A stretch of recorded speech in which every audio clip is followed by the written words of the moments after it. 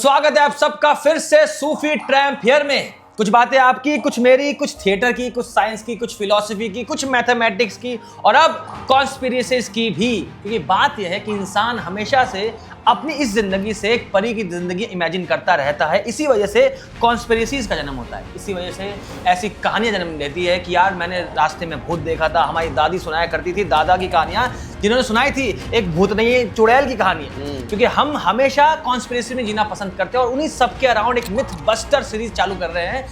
उसका ये पहला एपिसोड है और आज जो दुनिया में सबसे बड़ा मिथ और कॉन्स्पिरेसीज है वो है मून लैंडिंग के ऊपर। क्या सही में अमेरिका मून पर गया था? क्या सही में पहला इंसान जिसने चांद पे कदम रखे थे वो नील आर्मस्ट्रांग थे या नहीं थे?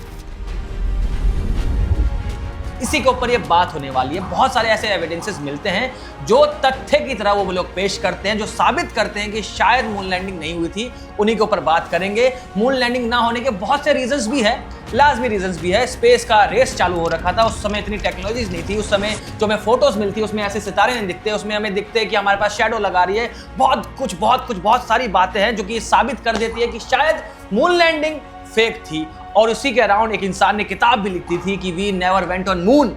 उन्हीं के ऊपर हम बातें करेंगे, बहुत सारी बातें करेंगे। हम देखेंगे कि ये चालू कहाँ हुआ था, ये रेस क्यों चालू हुआ था वो रेस, और इसके लिए हमारे पास डॉक्टर साहब बैठे ही हैं और ये सारी बातें कॉन्स्पिरेसी थ्योरी में चालू होने वाली है, कवर करने वाले हैं, मिथ बस्टर सीरीज में कवर करने वाले हैं। तो डॉक्टर साहब म्यूजिक यार। 21st century, one of the greatest achievements in history, still remains a source of controversy. It's one small step for man, one giant leap for mankind.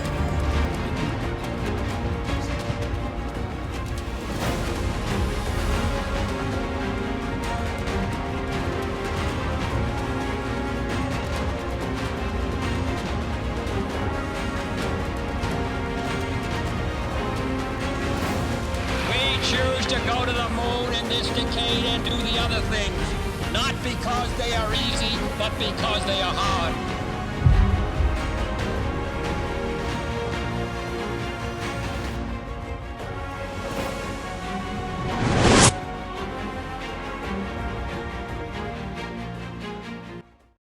Welcome back to Sufi Tramp here once again. आज मैंने खुद ही को थोड़ा मार लिया ताकि कोई और मेरे पे जुल्म ना करे। मैं नहीं करता जुल्म। I am affected, I am the victim here. मुझे जबरदस्ती ये वीडियो कराया जा रहा है। खैर ये सब झूठ है और ऐसे ही जन्म होता है कॉन्स्पिरेसी थियरी। बिल्कुल। ये सूफियान रियली अ बुली। जैसे एक किसी ने वीडियो के नीचे लिख दिया था, यार तुमने इस वीडियो का नाम सूफियान आलम क्यों रखा है, तुमने चैनल का नाम ये क्यों रखा है, तुम इनको पे करते हैं को नहीं? पे तो तुम लगता है पेमेंट रोक देते हो। ऐसा मत करो। हम सब एक साथ करते हैं, हम सब एक साथ ही कमाते हैं। जितना कमाते हैं, आज बड़ा पाव खा के बैठे हैं, उतना ही कमा लेते हैं। तो बात यह है, इंसान हमेशा कॉन्स्पिरेसीज में जीना पसंद करता है। इसी वजह से हर चीज का जन्म भी होता है। इसी वजह से, क्योंकि रीजन क्या है, हमारी साइकोलॉजी क्या कहती है कि यार हम इंसान कभी भी वैसी चीज को डाइजेस्ट नहीं कर पाते जो कि हमारी इस इंसानी बुद्धि से परे निकल जाती है। हम डाइजेस्ट नहीं कर सकते यार। एक इंसान जिस जमाने में, उस समय जो कंप्यूटर थे, उस समय जो कंप्यूटिंग पावर थी वो इतनी कम थी, इतनी कमजोर थी, जिसके मुकाबले आज हमारा फोन ज्यादा कंप्यूटर मतलब ज्यादा एडवांस है। उस टेक्नोलॉजी के रहते हुए तुम चांद पे पहुंच जाओगे, फिर ऐसे तुम बोलोगे तुम मार्स पे पहुंच गए थे। ऐसा होना पॉसिबल नहीं है। ये इंसानों की टेंडेंसीज है कि वो हमेशा उसी में जीना पसंद करता है जो उसके खुद के दायरे हैं। और जब कोई इंसान उस दायरे को तोड़ के निकल जाता है तो वो अपने दायरे के हिसाब से ही उसको बांधना चाहता है और बहुत सारी चीजें आपके सामने डाल देता है। तो डॉक्टर साहब यही हो रहा था मून लैंडिंग के वक्त भी। यस, मगर मून लैंडिंग के पहले देखिए ये साइंटिफिकली कितना बड़ा अचीवमेंट है। बहुत बड़ा है ना, कि ऐसा कहा जाता है कि space is the final frontier. ये एक फ्रंटियर है जिसे अभी तक हमें कॉन्कर नहीं कर पाए। ठीक है, एक तो हमारा धरती है, एक आसमान है और अब स्पेस है ना। तो धरती पर है ही, आसमान पे भी अब हम उड़ने लगे बिल्कुल, मगर अब स्पेस, अब अंतरिक्ष के ऊपर हमारा दबदबा बनाना है या फिर उस पर मतलब टेक्निकली स्पीकिंग कब्जा करना है, बट नॉट रियली। उसको समझना है, वहां पर भी अपना झंडा गाड़ना है। बिल्कुल बिल्कुल। तो कहानी शुरू कहां से होती है? कहानी शुरू वहीं से होती है जहां पर पिछली कहानी खत्म हुई थी। देखिए, वर्ल्ड वॉर 2 एक इतनी इंटरेस्टिंग टाइम था इस अर्थ की हिस्ट्री में। कितना कुछ हो रहा था वहां पर और कितने कम समय में कितने बड़े बड़े मतलब लीप्स लिए गए थे, बहुत बड़े। बिल्कुल। उनमें से एक बहुत बड़ा लीप जर्मनी ने लिया था along with many other leaps।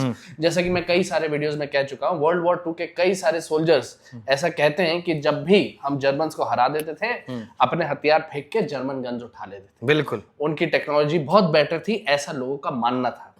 और मानना क्या था भी। एग्जैक्टली, मान्यता एक तरफ, सच्चाई भी ये थी। जर्मनी ने दुनिया के उस समय सबसे बेहतरीन दिमाग दे दिए थे यार, मतलब बहुत हाइजेनबर्ग, आइंस्टाइन, ऐसे ऑटो हान्स, बिल्कुल, इतने सारे लोग थे।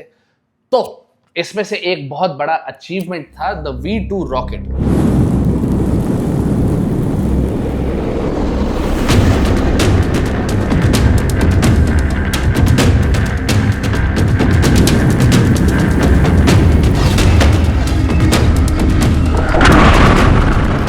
तो V2 रॉकेट बेसिकली एक वेपन था, और वो जो हमारी मॉडर्न डे मिसाइल, उसका पहला एग्जाम्पल था एक V2 रॉकेट। ये टेक्नोलॉजी के जरिए आप घर बैठे बैठे सो टू स्पीक एक बेस में बैठे बैठे किसी दूसरी कंट्री पर वेपन लॉन्च कर सकते थे और वो वहां गिर सकता था। काइंड ऑफ बैलिस्टिक मिसाइल आप कहना चाह रहे हैं? उसके बेसिस पर बैलिस्टिक मिसाइल बनी, बट हाँ, आप कह सकते हो कि ये पहला एक बैलिस्टिक मिसाइल थी। तो बैलिस्टिक मिसाइल मतलब वही कि जो इतनी ऊपर पहुंच जाती है, उसके बाद ग्रेविटी अपने आप उसको खींच के जमीन पे ला देती है, और इतनी तेज लाती है कि बहुत से अच्छे एयर डिफेंस सिस्टम, अपने जो सो कॉल्ड कहते हैं आयरन डोम, ये सब भी उसको पकड़ नहीं पाते, इतनी स्पीड पकड़ लेती है। यस। तो बाय द वे, हम बैलिस्टिक मिसाइल्स के बारे में बात कर चुके हैं, ऑब्वियसली कर चुके हैं। हम एयर डोम के बारे में बात कर चुके हैं, वो भी कर चुके हैं। वो वीडियो आपको इधर दिख जाएगा, एडिटर साहब, ठीक है? Yes, continue. सो अब हम बात करते हैं कि जो V2 रॉकेट था, इसके ऊपर थी सबकी नजर। मतलब काफी सारी चीजों पे थी, मगर जैसे कि जर्मनी ने काफी अच्छा एक टैंक बनाया था, मगर जब वो रशिया के साथ झगड़ने लग गए थे तो रशिया ने अपना रिस्पॉन्स में एक बहुत बढ़िया टैंक बनाया। तो धीरे धीरे लोग कैचअप भी कर ही रहे थे, कई मायने में आगे भी जा रहे थे जर्मनी से। मगर ये V2 रॉकेट जो है ना, एक मतलब चेरी था केक के ऊपर। ये V2 रॉकेट समझना है। एक बहुत अच्छी सेइंग भी है, necessity is the root cause of discovery. जब आप पर वो आन पड़ती है, अब तो करना ही पड़ेगा। इंसान के पास, मैं ये हमेशा बिलीव करता हूँ, इंसान का दिमाग जो है बहुत ताकतवर है। जब उसको ऐसी सिचुएशन ला दो कि यार इसके अलावा तुम अब मर ही जाओगे और तुम्हारे आसपास के प्यारे लोग मर जाएंगे, तो वो क्या क्या करिश्मा कर देता है, इंसान को खुद नहीं पता होता। Yes, Indeed. तो जैसे कि आज हम लगभग भूखमरी में कंटेंट बना रहे हैं, तो भूख जब लगती है आप कुछ भी कर सकते हो। हमें भूख है कंटेंट की, बिल्कुल, फेम की, इसलिए बहुत सारी वीडियोस आने वाली है। डॉक्टर साहब, हाँ, इवल डॉक्टर ना बन जाऊं मैं। कैरी ऑन करते हैं स्टोरी के साथ।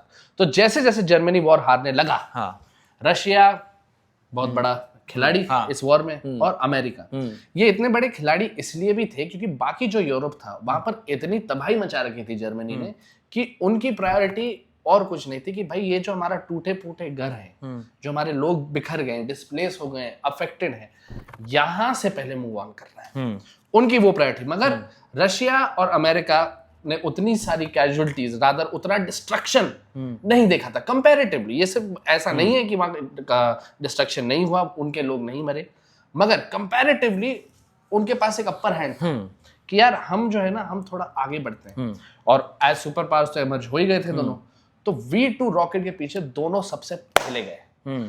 इसमें ऑपरेशन पेपर क्लिप करके अमेरिका का एक ऑपरेशन था, जिसमें उनका एम ही ये था कि भाई ये जो जर्मन साइंटिस्ट है ना, इनको निकालो, इनका रिकॉर्ड करो साफ, इनको अमेरिकन बना दो, और अब ये अमेरिका को आगे ले जाएंगे। मतलब अगर तुम वैसे बुद्धिमान लोगों को पैदा नहीं कर सकते तो बुद्धिमान लोगों को बुला तो सकते हो। Exactly. होता भी है, आज तक होता है। अमेरिका मोस्टली उन कंट्रीज में आता है जो कि दुनिया भर के सबसे ग्रेटेस्ट माइंड्स को ऐसी अपॉर्चुनिटीज देता है कि यहाँ पे आके वहां पे बस जाओ, ताकि उनका देश डेवलप हो जाए। इसलिए अमेरिका में बहुत से अलग अलग देश के बहुत सारे बुद्धिमान लोग एक साथ रह के उन्हीं के लिए काम करते हैं और बोलते हैं फिर कोई आके कि मेक अमेरिका ग्रेट अगेन। खैर, विनाश काले विपरीत बुद्धि। जब नाश मनुष्य पे छाता है, पहले विवेक मर जाता है। हाँ, यस, विवेक कौन है? अरे यार। तो V2 रॉकेट को के जितने भी साइंटिस्ट थे, उनके जो हेड थे, जिनका नाम मुझे याद नहीं आ रहा, खैर एडिटर साहब उसे यहाँ डाल देंगे, तो उनको यूएसए ने किया कैप्चर और उन्हें कर दिया, लीड करने दिया इस प्रोग्राम को, ताकि वो जो टेक्नोलॉजी उन्होंने बनाई है डेवलप करे, जो आगे चलकर इवेंचुअली नासा बनता है। अरे तो आप देख रहे हो कि नासा पर एक नाजी का अनदेखा सा थप्पा लगा हुआ है नाजी जर्मनी का। रशिया पीछे नहीं रहना चाहता था।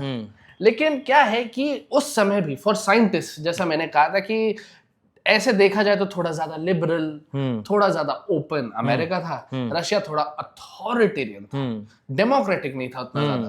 तो ज्यादातर साइंटिस्ट चले गए उस तरफ। तो रशिया ने क्या किया, रशिया बहुत सारा हार्डवेयर और कुछ साइंटिस्टों को अपने पास ले आया था और सुविधाएं दे दी। हाँ, तो अब इन दोनों ने डिसाइड किया कि भाई अब वेपन्स टेक्नोलॉजी हम बनाएंगे। फिर उन्हें धीरे धीरे पता चलता है कि V2 रॉकेट की टेस्टिंग के समय ये रॉकेट लगभग स्पेस ऑर्बिट में पहुंच गया था। अप टू 189 किलोमीटर्स की हाइट अटेन कर ली थी V2 रॉकेट ने। ये हम बात कर रहे हैं 1942 या 1944 की। तो ये अपने आप में एक बहुत बड़ी बात है। हाँ। और साइंटिफिक दिमाग होता ही है थोड़ा ज्यादा ही क्यूरियस कि यार 189 ये 2.5 लाख किलोमीटर भी कवर कर ही लेगा। वही ना कि चंदा मामा दूर के हैं कि नहीं, ये पकाते हैं कि नहीं, वो देखना ये पड़ेगा। ही तो जानना है, सब खेल यही क्योंकि है। इंसान ने जैसे ही वो वही इंसान की क्यूरियोसिटी की लेवल यही ना कि इंसान, अब देखिए ये हम जिस कैमरा से हम रिकॉर्ड कर रहे हैं, आप जिस स्क्रीन पे ये बातें देख रहे हैं, टेक्निकली क्या है, वो पत्थर है। उस पत्थर को हमने चिप बनाया, बहुत सारे एडवांस किया, उसमें सेमीकंडक्टर्स डाले और हमने चीजें बना दी। एक पत्थर को टेक्निकल टर्म्स में हमने बोलना सिखा दिया, जो आप जिसके जरिए में आप ये सुन रहे हो। तो इंसान की क्यूरियोसिटी इंसान को कहाँ तक ले जा सकती है, हमें उसकी सीमा नहीं पता है। और हल्का सा जैसे वो V2 आप रॉकेट बोल रहे हैं कि स्पेस में गया, तो समझो अगर स्पेस में हल्का सा गया है, एक काम करते हैं इसको चांद तक पहुंचाते हैं। जैसे आज मार्स पे जाने की बात हो रही है और इवेंचुअली अगर मार्स तक पहुंच गए थे, इंसान पहुंचाएंगे ना, इंसान पहुंचाने की बात हो रही है कि अब वही मैं बोलना चाह रहा हूं कि वो दिन दूर नहीं है जब हम जैसे जैसे दुनिया को समझेंगे और इस दुनिया पे काबू करना चाहेंगे। वही हो रहा था दोनों कंट्रीज के बीच में। यूएस और यूएसएसआर क्या कर रहे थे इस छोटी सी दुनिया पे, जिसको हम कार्ल सेगन ने कहा था, जिसको द वेरी पेल डॉट कहा था, पेल ब्लू डॉट। वो बहुत खूबसूरत फोटो है, वो आप देख लेंगे स्क्रीन पर। पेल ब्लू डॉट है हम लोग, और यहीं पे ये सारी ईगो है, यहीं पे सारी लड़ाइयाँ है, यहीं पे सारा दबदबा है कि हम बादशाह हैं। लेकिन लोग भूल जाते हैं कि आपसे पहले जो शख्स यहाँ तक नशीन था उसको भी अपने खुदा होने पर इतना ही यकीन था। इस चक्कर में यूएसएसआर और यूएसए दोनों बोल रहे थे कि हम दिखाएंगे कि दुनिया का असली राजा कौन है। ये लड़ाई चालू हुई थी। और साथ ही साथ देखिए, research is the mother of invention, है ना। क्योंकि क्या है, आइडिया सबके पास रहते हैं। जैसा हमने ग्रेविटी की वीडियो में भी डिस्कस किया था कि ऐसा नहीं है कि हमें बिल्कुल ही अंदाजा नहीं था कि ग्रेविटी नाम की कोई चीज होती है। मगर उसे सिस्टमेटाइज जिस इंसान ने किया था वो थे न्यूटन, और इसी बात का श्रेय उन्हें दिया जाता है। आज देना भी चाहिए, यस, देना भी चाहिए, यस, कैरी ऑन। सो यही रिसर्च एक बहाना था कि यार अगर हम स्पेस एक्सप्लोर करने लग जाए, अगर हम स्पेस तक पहुंचने की कोशिश करें, इवेंचुअली टेक्नोलॉजी हमारे वेपन्स में तो काम आएगी, कहीं ना कहीं तो आएगी। साथ ही साथ हमें कुछ और चीजें अंडरस्टैंड करने मिलेंगी। अगर मान लो हम चांद तक पहुंच ही गए, क्या मालूम वहां पर पहले से यूरेनियम हो, है ना। अगर वहां यूरेनियम होगा या फिर वहां कोई दूसरे आइसोटोप्स रहेंगे तो हमारे पास फ्री सप्लाई आ जाएगा। बहुत कुछ, बिल्कुल खुराफाती था दिमाग काफी लोगों का। तो अब शुरू होती है स्पेस रेस, क्योंकि 2 खिलाड़ी तो आ ही गए थे, लेकिन सबसे बड़ा खिलाड़ी कौन? सबसे बड़ा खिलाड़ी। और दोनों ही खिलाड़ी उतने ही उत्तेजित थे कि भाई मैं बड़ा खिलाड़ी, ये कह रहे हैं नहीं मैं बड़ा खिलाड़ी। तो लग गए दोनों स्पेस रेस में कि सबसे पहले हम जाएंगे स्पेस पर। न्यूक्लियर रेस भी चली रही थी, जो अमेरिका आगे था, फिर रशिया कैचअप कर गया। मगर यहाँ पर रशिया ने जो है पकड़ के यूएसए को दोनों गाल पे दिया लाफा। On October the 4th, 1957, while the Americans were still finalizing their plans, Sputnik was launched. हजरात बोल दिया। इलाके में इतना बम मारा कि पूरा इलाका धुआं कर दिया। और सबसे पहले, जैसे आप भी बताए थे मुझे, मैं करेक्ट करना, कि सबसे पहले टेक्निकली इंसान को स्पेस में आई गेस यूएसएसआर ने पहुंचाया था या यूएसए ने? बहुत तेज जा रहे हो आप। अच्छा सॉरी। तो स्टेप्स में हुई थी प्रोग्रेस। तो इन 1957 तो पहला एम ये था कि यार स्पेस में ऑर्बिट तो करा दो, जो टेक्निकली जो है अर्थ के ग्रेविटी के इफेक्ट से थोड़ा बाहर तो ले जाओ, एक सैटेलाइट बना दो इसको। First satellite Sputnik 1957। वैक्सीन नहीं है सिर्फ वो, हम बहुत सोच समझ के दिया गया था। यस। तो स्पुतनिक एक्चुअली बहुत बड़ा प्रोग्राम था, उसके ऊपर भी रशिया के ऊपर अलग से वीडियो करेंगे बहुत बनाएंगे। तो स्पुतनिक 1957, अब जो कि सैटेलाइट पहुंच गई है, इस सैटेलाइट पे किसी को बिठा देते हैं। तो बैठेगा? मैं तो नहीं बैठ रहा पहले यार। यार मेरी एक कुतिया है। हाँ लाइका नाम है उसका। लाइका नाम है उसका। First living being in space, Laika the dog, 1959। Living थी, स्पेस में जाने के बाद वो वापस तो कभी नहीं आई और Yes. वही रह गई। Yes. खैर, एक बहुत डार्क साइड होता है साइंस का, जिस पे हम और बात करेंगे। बहुत, उसकी भी हाँ। सीरीज आ रही है, बहुत bro। अच्छी सीरीज आ रही है वो। और डॉक्टर साहब को भी क्रेडिट देता हूँ उसको कि डॉक्टर साहब ने बहुत अच्छा सोचा उसके ऊपर। बहुत सारे खुराफाती दिमाग गुजरे हैं इस दुनिया में, उन सारे कई जो है इतिहास के पन्नों में दब के खत्म हो गए हैं, लेकिन कई जो है उन दबे हुए कागजों को निकालने का काम हम थोड़ा कर लेंगे। जब तक मूवीज और वेब सीरीज बनाने के पैसे नहीं आ रहे, हम आपसे बात ही कर रहे हैं। तो हाँ, और इस सफेद लेखन पे जो काला कपड़ा हाँ, लोगों ने ढकने की कोशिश किया, उसी पर्दे से हम पर्दाफाश कर बहुत कुछ कहानी है। Yes. Anyways, back to the topic at hand. First human, first living being in space, like the dog. अब एक काम करते हैं, ये पहुंच गई, तू भी चले जा, तेरे को नाम दे देते हैं। क्या? Yuri Gagarin. Yuri Gagarin, another Russian astronaut, first human in space in 1961. तो हाँ, बात ये, तमगा लगा दिया था यूएसएसआर ने कि हाँ। हम फर्स्ट, हम फर्स्ट और हम फर्स्ट 3 बार। हाँ, मगर यही खबर लगती है जॉन एफ कैनेडी को। हाँ, मतलब सबको पता ही था कि ये सब हो रहा है, और ऐसी बात नहीं है कि यूएसए बहुत पीछे था, यूएसए को आइडिया ही नहीं है क्या चल रहा है। बस USA was not the first for the first time in a long time. हाँ। तो मैं बोलूंगा डायलॉग प्लीज। हाँ, जॉन एफ कैनेडी साहब स्पीच देते हुए कहते हैं कि in this decade we will surely land on moon and this is not because it is easy but because it is hard. English थोड़ी मेरी खराब है, सही बोला इंग्लिश? हाँ सही तो हाँ, यस। तो वही बात है कि उन्होंने दुनिया के सामने एक मंच से ऐलान कर दिया कि अमेरिका 10 साल के अंदर इंसान के कदमों को चांद पे रख देगा। और 1961 में यूरी गैगरिन पहुंचे, 1962 में जॉन ग्लेन, हाँ, first American in space, space. Not that far behind Indeed. अब करते हैं मिथ बस्ट नंबर 1।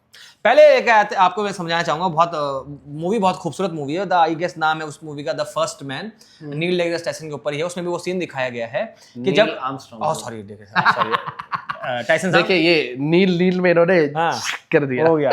तो नील आर्मस्ट्रांग साहब के ऊपर जो मूवी है, तो उसमें आपको बता रहा हूँ कि उस मूवी में दिखाया कि अपोलो 1 आई गेस वो मिशन था जिसमें रॉकेट नहीं, बस ये बता रहा हूँ कि उसमें क्या था कि इंसान जो थे उसमें रॉकेट में बैठे हुए थे और बहुत तहलका आग लगती है और सब मर जाते हैं, एस्ट्रोनॉट मर जाते हैं। तो बहुत बड़ा उनके अंदर इम्पैक्ट। मतलब आप ये देखिए कि Laika was not the first dog that they were trying to send into space. बिल्कुल, अमेरिका कुछ चिंपैंजीज को भेजने की कोशिश कर रहा था, और कई सारे ऐसे एनिमल्स मर गए थे इन एक्सपेरिमेंट्स में। बहुत सारे इंसान, मैं बोल रहा हूँ कि हमें जो आज दिखती है टेक्नोलॉजी, जो हमें दिखती है कि बहुत इजीली हमें सब हमारे पास ये अवेलेबल है। लिटरली खून और पसीने, ज्यादातर खून से आई है।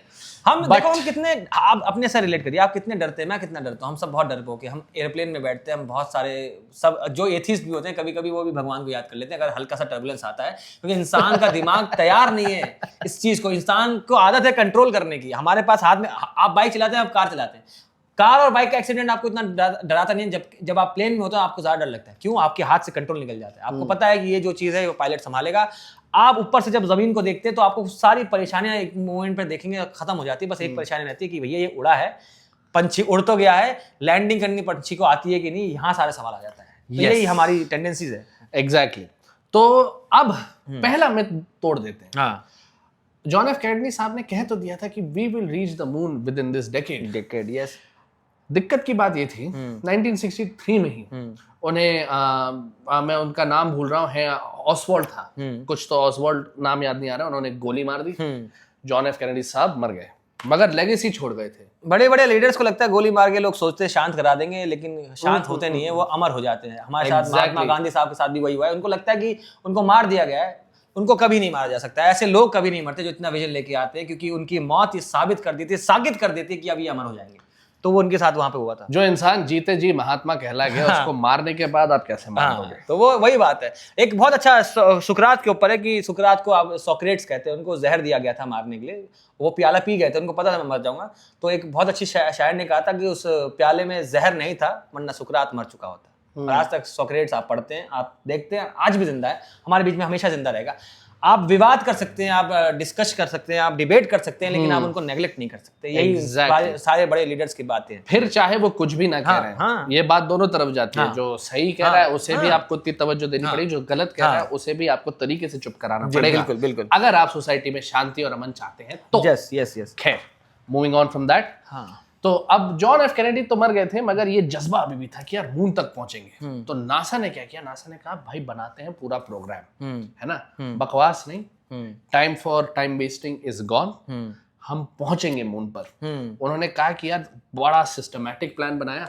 ये प्लान था कि अपोलो 11 तक, जो इवेंचुअली जो 1969 में जो रॉकेट पहुंचा, वो 11वां मिशन था इस प्रोग्राम में, अपोलो 11। हाँ। तो ये सिस्टमैटिक नहीं चल रहा था हाँ। कि फर्स्ट में ये करेंगे, सेकंड में ये यहाँ तक done। पहुंचेंगे। हाँ। मगर यहां पर भी पहला मिथ हम तोड़ देते हैं। The first country on the moon was इंसानों के साथ first country on the moon. First country on the moon, जैसे आप बता रहे हो, मैं इस पे ज्ञान नहीं, मुझे लगता है यूएसएसआर होगा। Yes yes I know. So in 1969, अब पहली बात Yes, yes, I know, camera sorry समझ 1966, हाँ, हाँ। 1966। हाँ। देखिए बात ये है हाँ। कि आज हमारे पास बहुत एडवांस टेक्नोलॉजी है। हम यहाँ से एक प्लैनेट को मैप करके बता सकते हैं कि उसका सरफेस किस तरह का होगा। कुछ हद तक हम ये उस समय भी कर सकते थे, मगर ये टेक्नोलॉजी उतनी एडवांस नहीं अरे अब तो ब्लैक होल देख लिया गया, कहाँ है वो? हाँ, समझ रहे हो? मतलब एग्जैक्टली। इतनी टेक्नोलॉजी आज एडवांस हो गई है, आज तो बहुत एडवांस हो गई है। हम कैलकुलेट कर लेते हैं कि इतने करोड़ों साल बाद हमारा जो एंड्रोमेडा गैलेक्सी है वो हमसे टकरा जाएगा।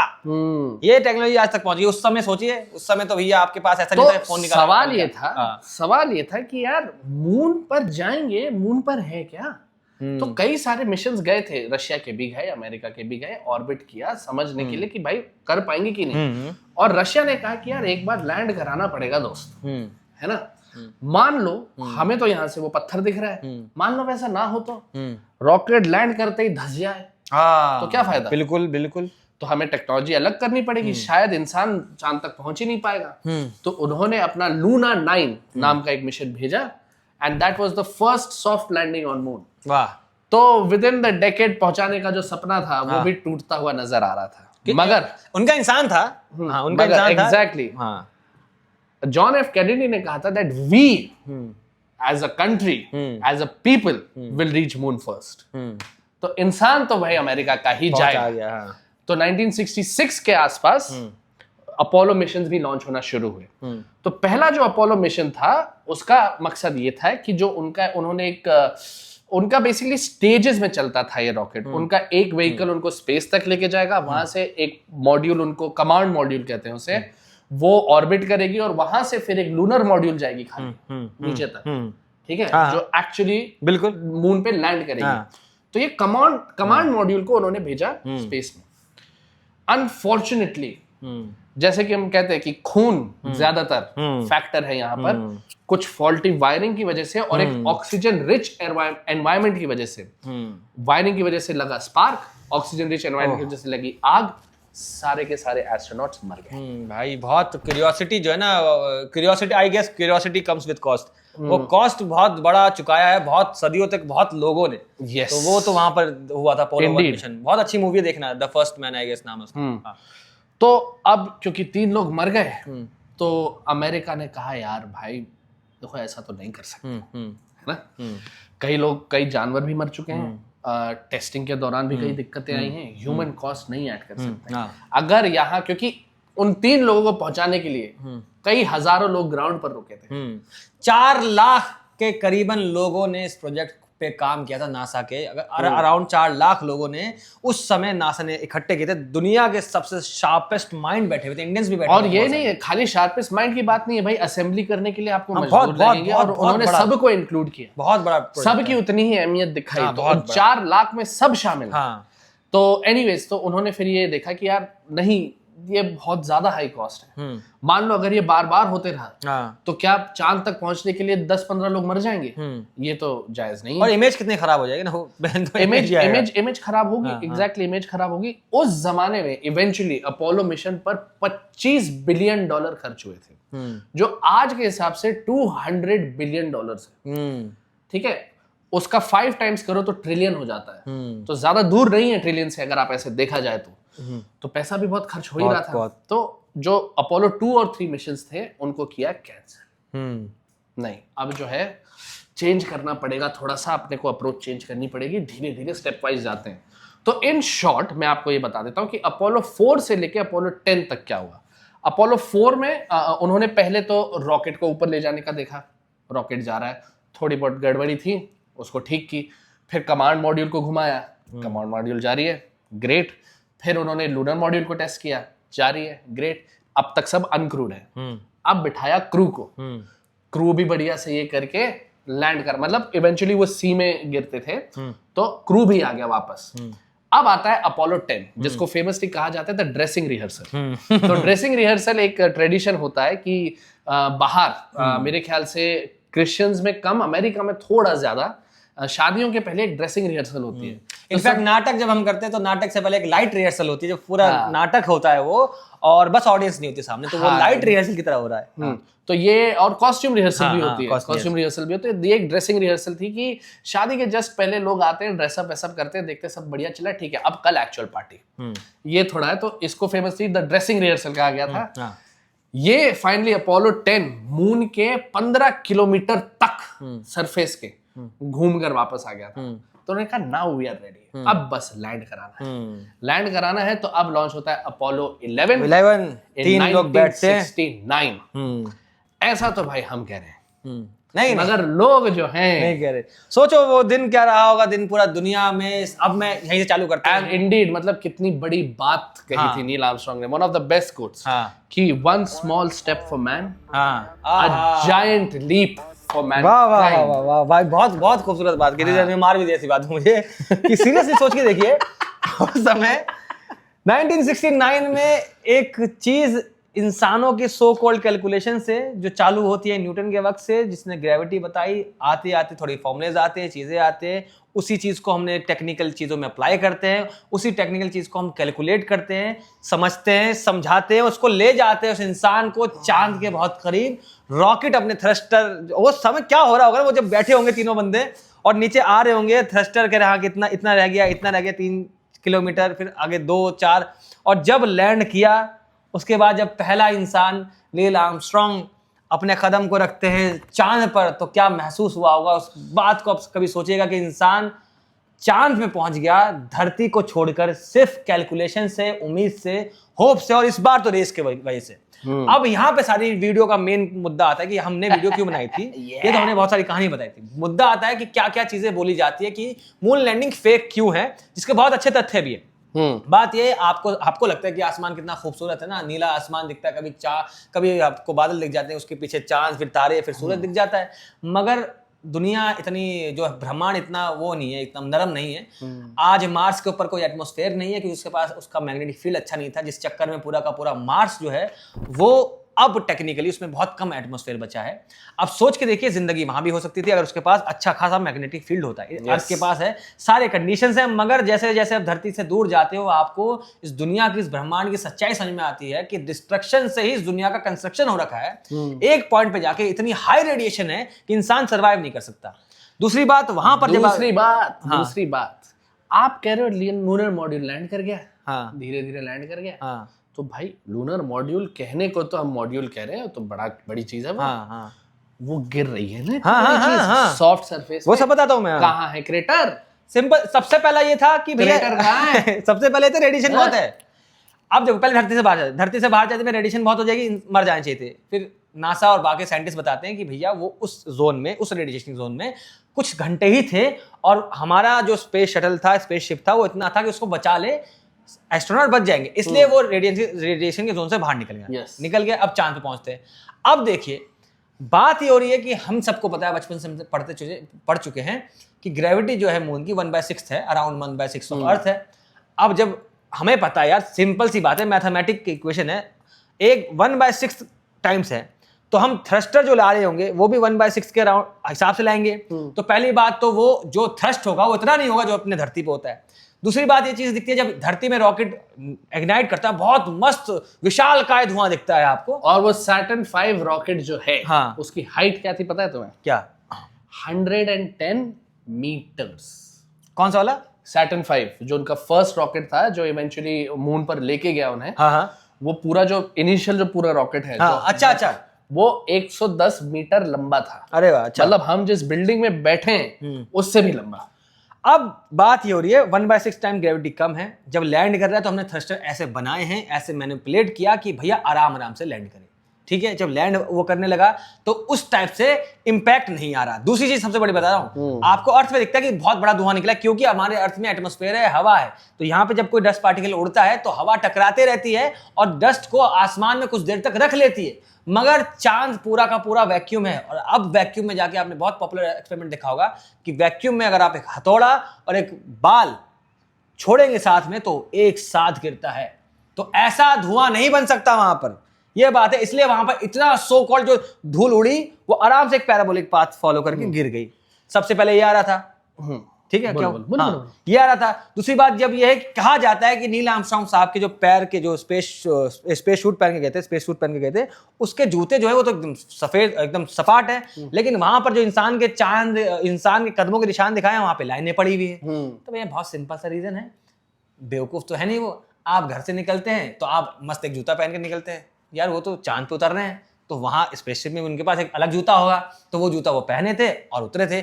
इनफैक्ट वो जूते आज भी वहीं पे है, ऐसा कहा जाता है, उन्होंने वहां पे छोड़ दिया था। बहुत भारी वो चीजें थी। सबसे बड़ा जो लगता है ना लोगों को, मैं 2-3 और बताता हूँ, मुझे लग रहा है ये मेरा मतलब हाँ, देखो, ये जो कॉन्स्पिरेसी है ना, इससे मैं पहली बार इंट्रोड्यूस हुआ था अराउंड 16-17। तब तक तो बुक्स में पढ़ते आते थे, भाई हम चांद पर पहुंच गए, हम चांद पर पहुंच गए, बात खत्म। मगर ये पहली बार मैं कुछ वीडियो, तभी यूट्यूब भी नया नया था, मैं खोल के देख रहा हूँ, तो उसपे ये था कि यार ये झंडा साला लहरा कैसे रहा? बस सिंपल सा लॉजिक देता हूँ मैं। 2 रीजन है। नासा इंसान को चांद पे पहुंचा रहा है, तो उसको पता है कि चांद पे हवा नहीं है। अब जब हवा नहीं है तो झंडा तो लहराएगा नहीं, इसलिए उन्होंने एक हॉरिजॉन्टल झंडा डाला था। दूसरी बात ये है कि अब वहां पर बिल्कुल भी हवा नहीं है, तो आप समझिए वहां पे मास के इनर्शिया दिखेंगे आपको। आप झंडा लगाएंगे तो फ्लैप होगा, वो हिला नहीं है झंडा, वो फ्लैप हुआ है जस्ट बिकॉज वहां पे एक हॉरिजॉन्टल डंडा था। इस चक्कर में वो लोगों ने जो क्लेम कर, वो दिखता भी है यार, फोटो स्क्रीन पे दिख जाएगी आपको, एक हॉरिजॉन्टल डंडा आपको दिख रहा होगा, ये बात है। लेकिन सबसे बड़ा कॉन्स्पिरेसी आती है कि झंडे के परे तो आसमान सियाह काला है, सितारे कहां गए? आपको तो अपने आसमान में सितारे दिख जाते हैं। तो बहुत सिंपल सा रीजन है, ये 2 मेन चीज हाँ, है, इन 2 पे मैं सोल्ड। अरे तो झूठ बोला हमसे यार। बहुत सिंपल सा रीजन। देखिए आपकी आंखें खुली रहती है, बहुत अच्छे समय तक खुली रहती है, रोशनी बहुत देर तक आ सकती है।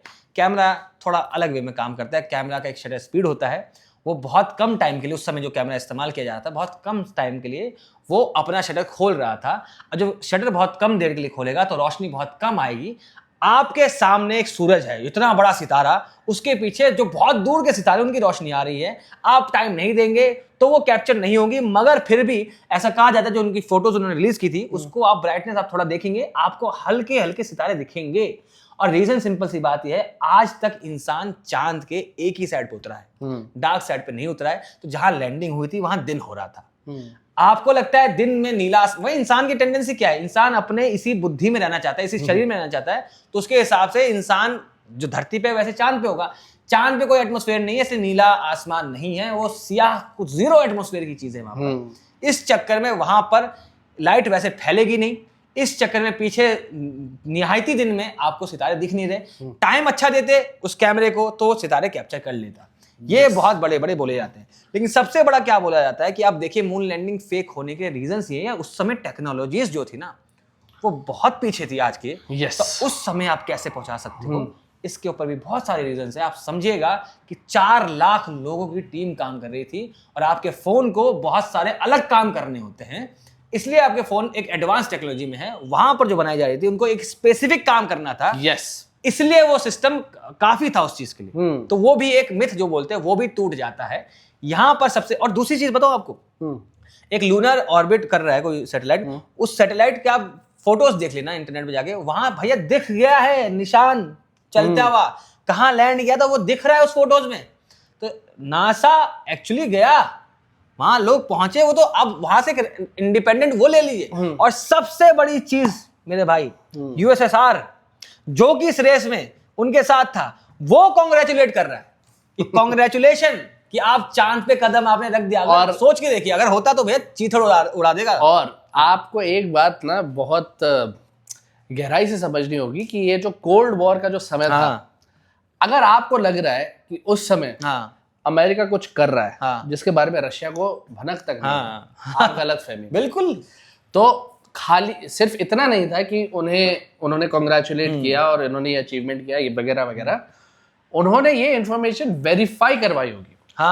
बिल्कुल करवाई होगी कि साले गए हैं कि नहीं गए। क्योंकि अगर नहीं गए होते तो बूम बूम अलग एक जार बम्बा फूटता। मैं आपको इंसान की दिमागी तौर पर सोचने की शक्ति को सोचिए, 4 लाख लोग इन्वॉल्व हैं, 4 लाख लोग इन्वॉल्व है, सबकी बुद्धि है, और हम सब इंसानों का मोटा पेट है काइंड ऑफ, मतलब कि बातें पचा नहीं पाते हम लोग। कोई ना कोई तो लीक कर देता कि भैया हो क्या रहा था। उस समय एक मूवी आई थी, वो शायद मैं मूवी का क्लिप इसमें अगर एडिटेड डाल देंगे तो देखेंगे।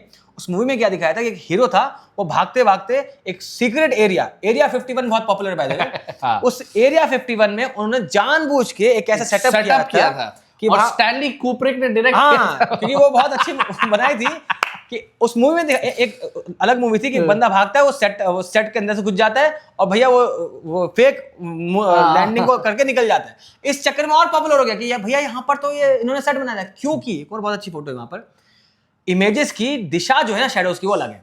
एक फोटो ऐसी में शैडो दे रही है शैडो, और एक ऐसे दे रही है। इसका मतलब मल्टीपल लाइट सोर्सेज है। मल्टीपल लाइट सोर्सेज मतलब ये स्टूडियो में हो रहा है, वरना टेक्निकली मून पे तो बस एक लाइट सोर्स है, वो कि सूरज।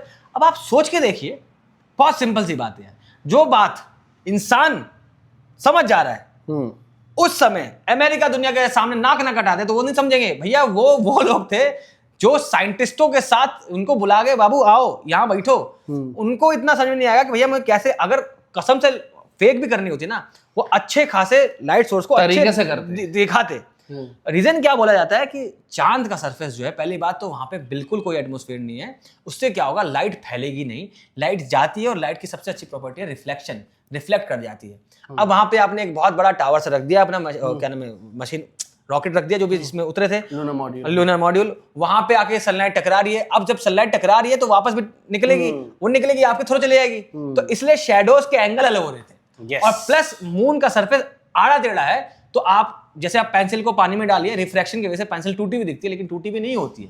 वैसे ही जब गड्ढे होते हैं तो शैडोज के डायरेक्शन बदल जाते हैं। तो ये भी एक बहुत बड़ा रीजन था कि भाई समझो, बुद्धि का इस्तेमाल करो कि यहाँ पर एक्चुअल टर्म्स में लैंडिंग हो गई थी। और ऐसे बहुत से क्लेम्स हैं कि लैंडिंग फेक, और जो आपको लग रहा होगा 2-4 चीजें आपको पूछनी, वो भी हमसे पूछ लीजिएगा, हम बताएंगे। लेकिन 100% साबिती के साथ, with my opinion and his opinion as well, NASA ने 1969 में इंसान को चांद पे उतारा था।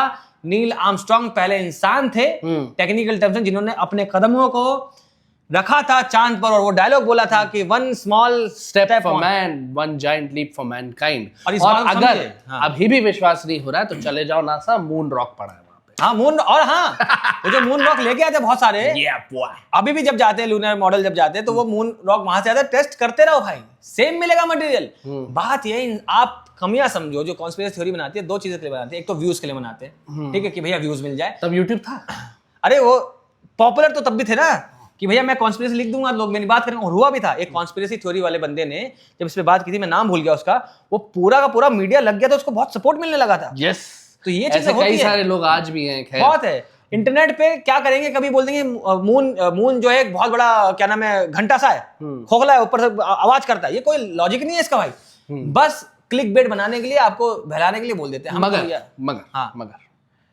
आपको ना समझना पड़ेगा यूएसए में उस टाइम क्या चल रहा था। क्या कोल्ड वॉर के समय जो अमेरिका का जो आइडिया था, जो हमने ओपनहाइमर की वीडियो में भी डिस्कस किया था, कि जो अमेरिकन्स को लगता था कि वो आजाद हैं और उनकी गवर्नमेंट उनके लिए काम करती है, because another great president Abraham Lincoln who was also assassinated coincidentally in 1863। जब शब्दों को चुप नहीं कराया जा सकता तो इंसान की जबान को चुप कराने के लिए गोली चला दी जाती है। तो मगर उन्होंने जो कहा था, जैसा इन्होंने कहा था कि we will reach within this decade, Abraham Lincoln ने कहा था that democracy is government of the people, for the people, by the people.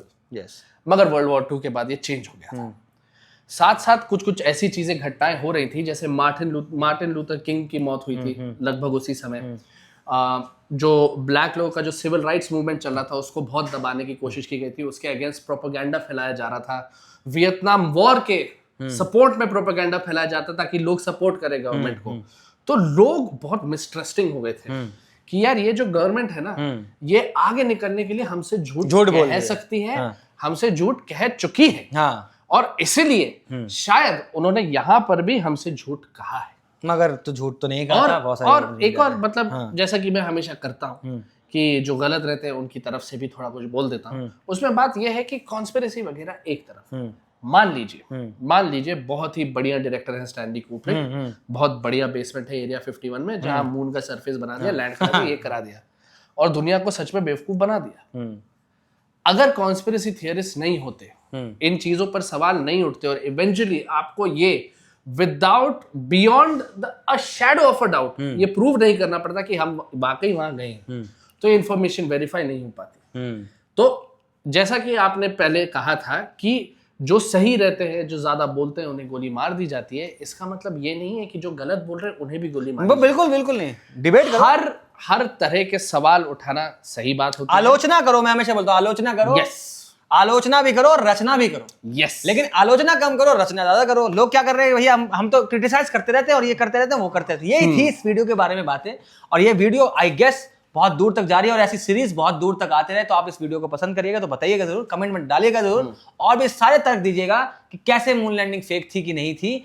और मेरा ओपिनियन, इसका ओपिनियन और किसी बुद्धिजीवी का ओपिनियन हमेशा ये रहेगा कि मून लैंडिंग थी, क्योंकि हमारे पास बहुत सारे सबूत हैं और हम सब सबूतों के आधार पर चलते हैं। और जैसा कि मैंने कहा कि हम लोग काली तख्ती पे सफेद चौक इस्तेमाल करते हैं। जय हिंद।